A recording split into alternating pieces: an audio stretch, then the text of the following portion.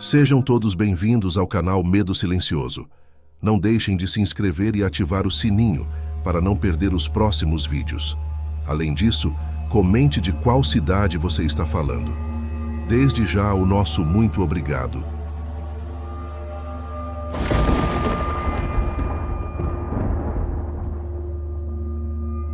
Se você gosta dos nossos vídeos e ainda não está inscrito no canal, convidamos você a fazer parte da nossa família. Não se esqueça de deixar seu like, ativar o sininho para receber todas as notificações e comentar o que acha dos nossos conteúdos. Assim, você não perde nenhuma novidade do canal. Dito isto, vamos ao vídeo. A Noite de Horror. Relato de Diana. Meu nome é Diana, sou do Espírito Santo e gostaria de compartilhar algumas experiências que marcaram minha vida. Tudo começou em outubro de 2001, quando eu tinha apenas 14 anos. Naquele mês fatídico, meus pais sofreram um acidente e por isso fui forçada a me mudar temporariamente para a casa dos meus tios. Embora tenha insistido que poderia me cuidar sozinha, eles não estavam dispostos a me deixar ficar em casa. A mudança me deixou triste, mas o que eu não sabia era que essa experiência se tornaria uma das mais memoráveis e aterradoras da minha vida. A casa dos meus tios era pequena e, naquela época, moravam lá 7 pessoas. Meus tios, seus 3 filhos e a esposa do meu primo mais velho. Por conta da superlotação, tive que dormir na sala, ao lado do meu primo de apenas 8 anos. A casa ficava em uma rua que no passado era cercada por matagal, e a vizinhança era bem tranquila, com apenas 8 casas ao redor. A única coisa que perturba a paz desse local eram as lendas e histórias que envolviam a região. Durante o mês em que permaneci lá, meus pais estavam internados e eu confesso que não me adaptei. Dormir era um verdadeiro desafio e as brincadeiras incessantes dos meus primos só tornavam tudo mais difícil. Contudo, as noites eram silenciosas e por estar acordada até tarde, acabei me tornando uma testemunha de algo que mudaria minha percepção sobre o sobrenatural. Certa noite, já estava bem tarde, provavelmente entre 1 e 2 da madrugada, quando ouvi um barulho vindo da rua. Era como se algo estivesse correndo. Primeiro, ouvi os passos se afastando e logo em seguida voltaram, com pisadas pesadas que se assemelhavam a um cavalo, mas sem o trote característico. A curiosidade tomou conta de mim e decidi espiar pela porta. Através do buraco da chave, não consegui enxergar nada. Foi então que a criatura apareceu novamente, correndo pela frente da casa. Uma onda de arrepio percorreu meu corpo e eu quase desmaiei de medo. Regressei ao colchão, desliguei a TV e fiquei ouvindo a criatura subir e descer pela rua. Os cães latindo ao longe eram o único som que quebrava o silêncio da noite. No dia seguinte, não pude deixar de contar à minha tia o que tinha presenciado. Para minha surpresa, ela me disse que se tratava de um lobisomem. Naquele instante, meu coração quase parou. Mesmo sem ter visto a criatura claramente, a ideia de que algo assim poderia estar à espreita me deixou apavorada. O tempo passou e eu me esqueci daquele acontecimento, até que em abril de 2018, outra experiência me trouxe de volta ao medo. Minha mãe veio passar uns dias comigo, já que morava longe e não havia há algum tempo. Certa noite, levantei-me para ir ao banheiro. Fiz o que precisava e estava prestes a voltar para o quarto, quando ouvi uma voz familiar vindo de fora. "Nenzinha, abre aqui!"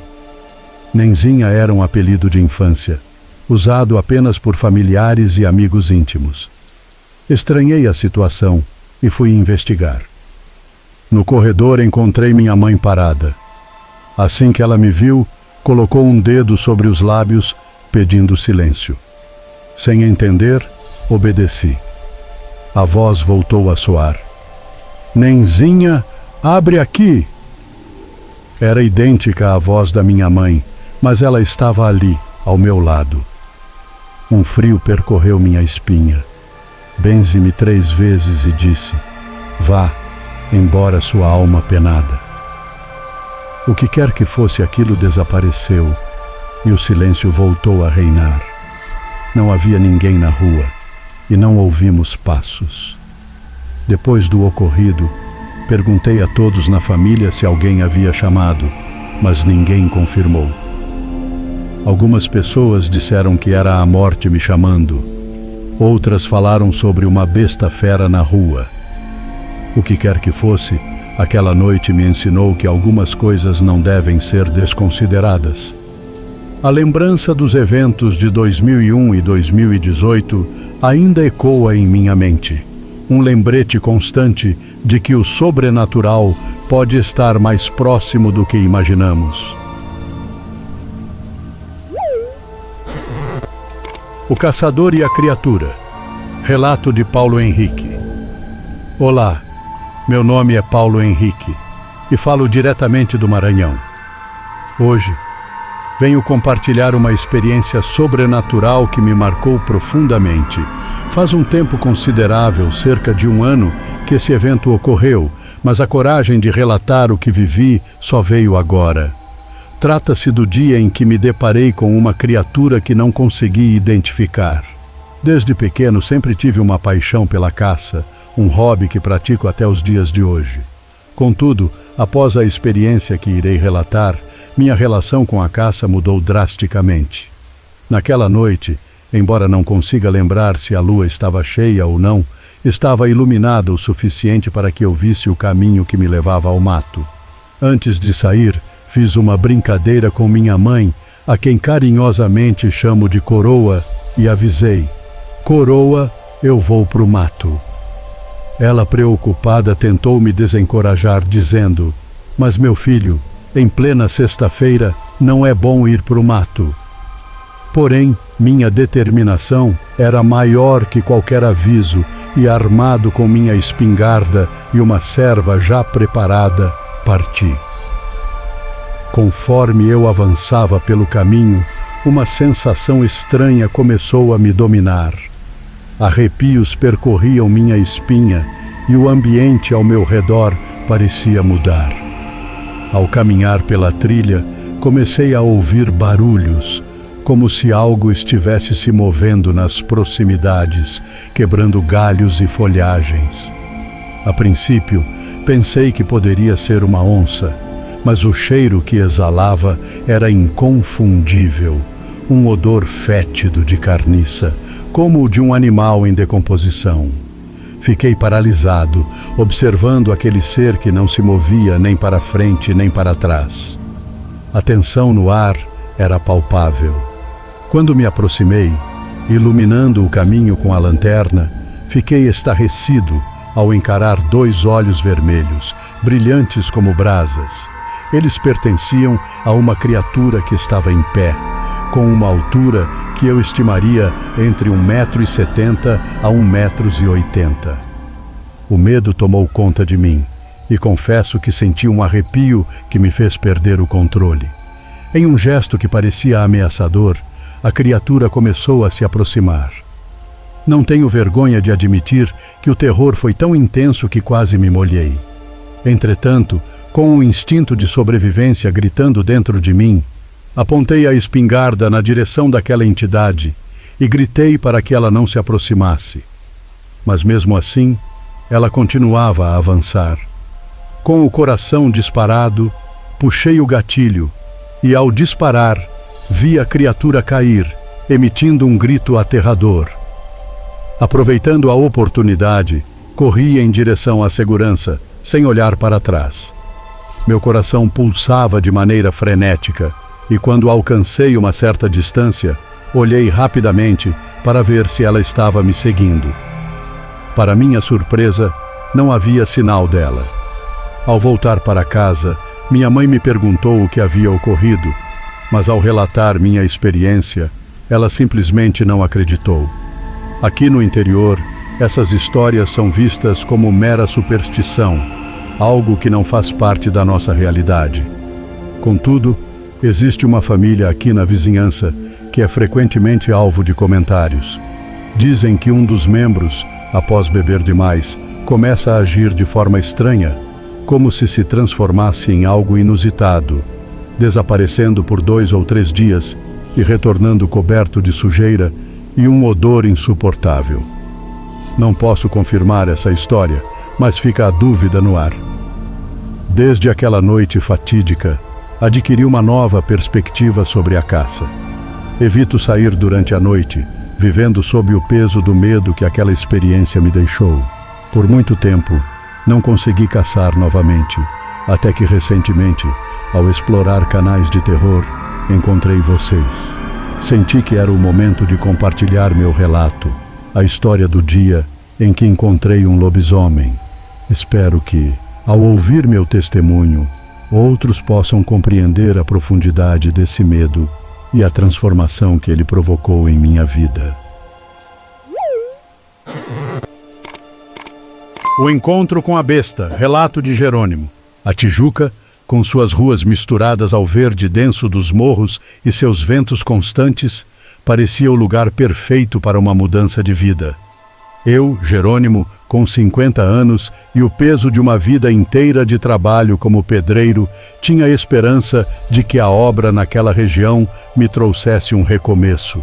Meu filho, Lucas, me acompanhava. Jovem, cheio de energia, ele via a oportunidade como uma aventura. Mas desde os primeiros dias, algo me inquietava naquele lugar. A obra ficava numa parte isolada do bairro, onde a cidade se misturava com a mata fechada, como se a natureza resistisse à invasão do concreto.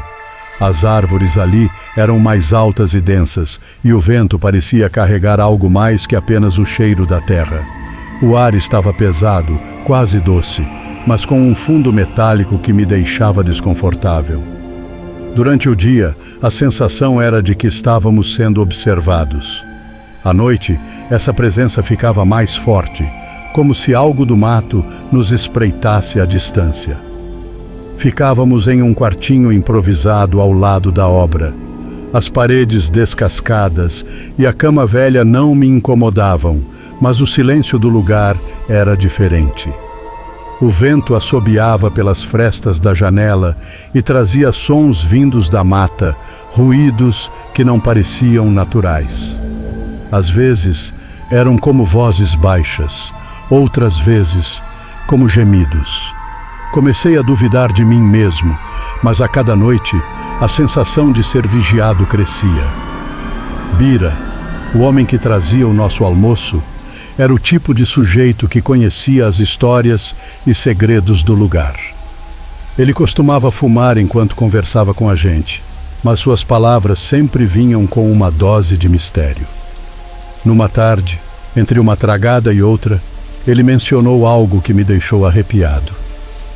A Tijuca é perigosa, não só pelos bandidos. Tem coisa pior nesse mato. Já vi gente sumir e nunca mais ser encontrada. Ri, tentando parecer despreocupado, mas sabia que ele estava falando a verdade. Havia algo naquele lugar que não podia ser explicado. Com o passar das semanas, comecei a perceber mudanças em Lucas. Ele estava mais calado, mais distante. À noite saía para fumar e demorava a voltar. Foi numa dessas noites, após quase 3 semanas de trabalho, que tudo mudou. Ele saiu para buscar cigarros, como sempre, mas o tempo passava e nada dele voltar. Olhei o relógio, já passava da meia-noite.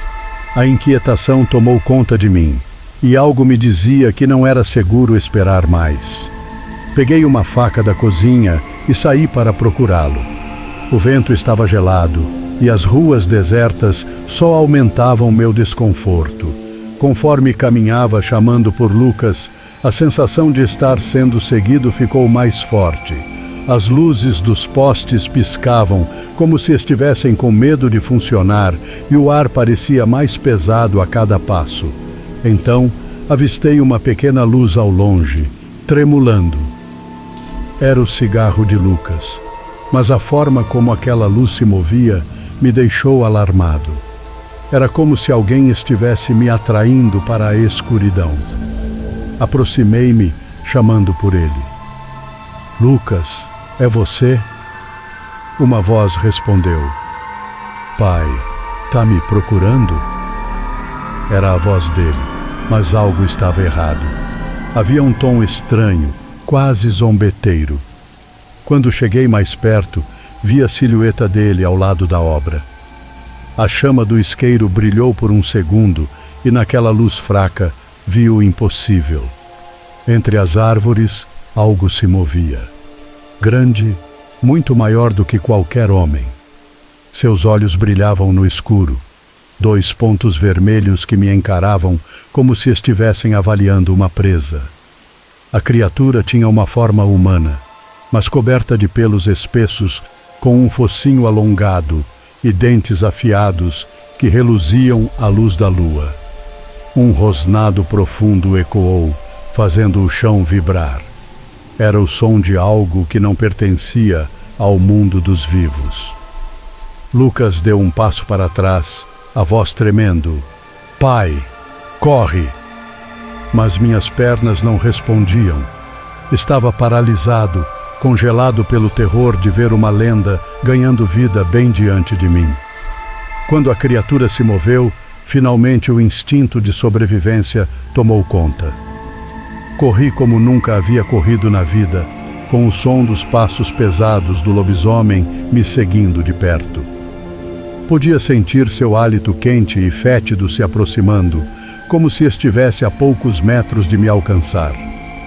A corrida pareceu durar uma eternidade. O chão irregular me fazia tropeçar, e Lucas corria à minha frente, gritando para eu não parar. Então, de repente, o som cessou. O monstro havia desaparecido.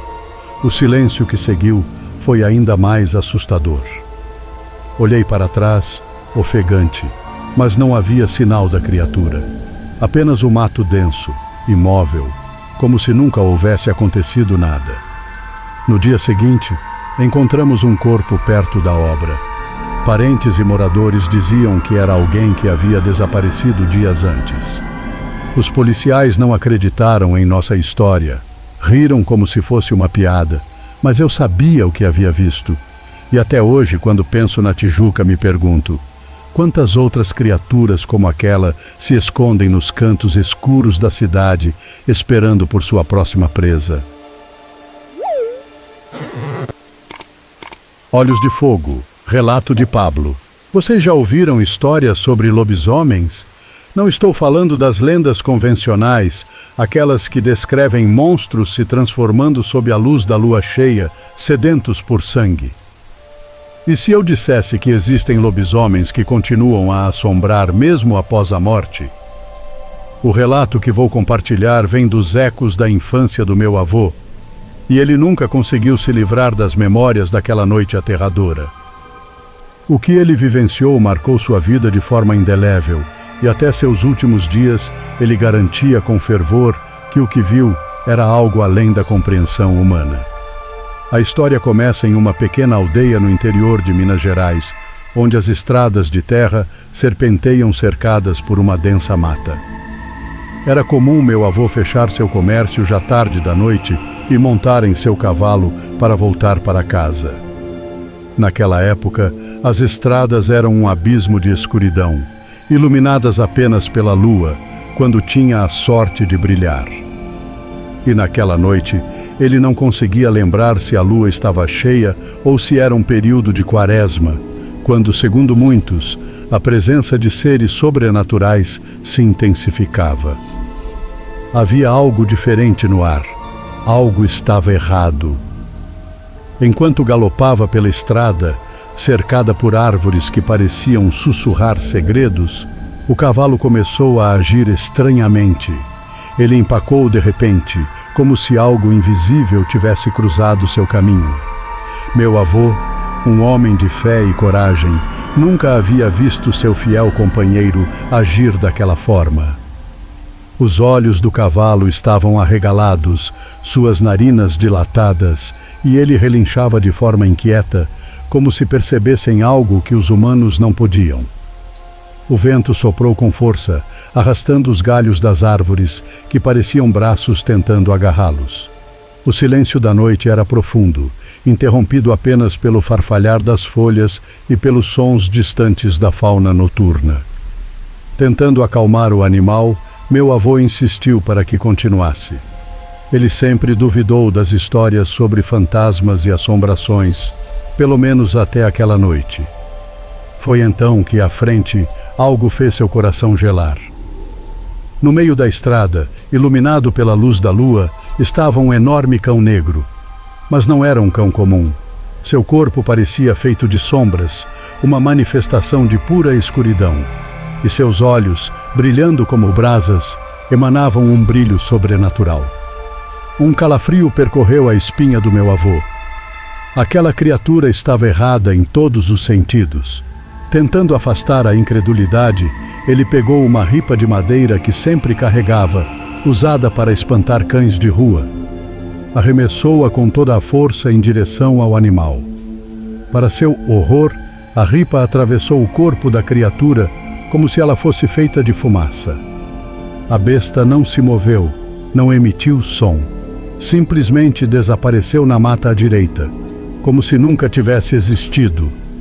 Confuso e aterrorizado, mas ainda tentando manter a compostura, meu avô prosseguiu. Mas o cavalo, ainda mais nervoso, escutava sons que ele não conseguia perceber. O animal olhava para os lados, ansioso, e logo foi interrompido por um rosnado baixo e ameaçador que vinha da sua esquerda. Sem aviso, o cão negro surgiu do mato, desta vez mais próximo e com uma fúria incontrolável. O cavalo se empinou, em pânico, e antes que meu avô pudesse reagir, a criatura atacou. A mordida do cão foi tão potente que o cavalo se ergueu nas patas traseiras e derrubou meu avô. Ele caiu com força, sentindo a dor irradiar pelas costas, mas o medo superava qualquer sensação física. Rolou para longe do cavalo e, em sua posição no chão, presenciou uma cena que desafiava toda a lógica. O cão mordia o cavalo, mas sua boca não causava feridas visíveis. Não havia sangue, nem lesões, mas o cavalo agia como se estivesse sendo despedaçado. Desesperado, meu avô pegou algumas pedras do chão e as lançou contra a criatura, mas assim como a ripa, elas atravessaram o corpo do cão, como se ele fosse feito de pura escuridão. O terror aumentava a cada segundo. Como era possível que um ser sem forma física pudesse provocar tanto pânico? Gritou, mas sua voz ecoou apenas na solidão da estrada. O cavalo, em agonia, relinchava e se debatia, enquanto meu avô lutava para se erguer e escapar daquele horror. O cão cessou o ataque por um breve momento. Ele levantou a cabeça e fixou os olhos em meu avô. Aqueles olhos vermelhos o penetraram profundamente, como se pudessem enxergar sua alma. Então, a criatura desapareceu na escuridão, tão rápido quanto havia surgido, esvaindo-se como um pesadelo fugaz. O cavalo, ferido, mas ainda vivo, mancou até meu avô, tremendo de medo. Ele, sem fôlego e com o coração a mil, montou rapidamente no animal e deixou aquele lugar o mais rápido que pôde. Não sabia como havia sobrevivido, mas tinha certeza de que nunca mais atravessaria aquela estrada à noite. Anos depois, soube que outras pessoas também haviam testemunhado a mesma criatura. Mas o que mais o atormentava era o enigma de como um espectro, uma sombra, podia causar tanta destruição. O que um velho sábio lhe revelou foi ainda mais aterrador. Nem todo lobisomem morre de verdade.